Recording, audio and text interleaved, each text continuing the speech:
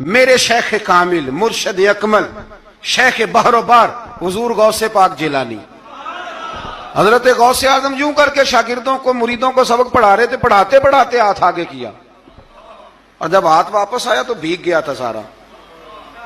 تو شاگرد کہنے لگے حضور یہ کیا ہے؟ فرمایا تمہیں نہیں سمجھ آئے گی، چھوڑو تمہارے والی بات نہیں، خاصاں دی گل آما آگے نہیں مناسب کرنی، رہنے دو تم۔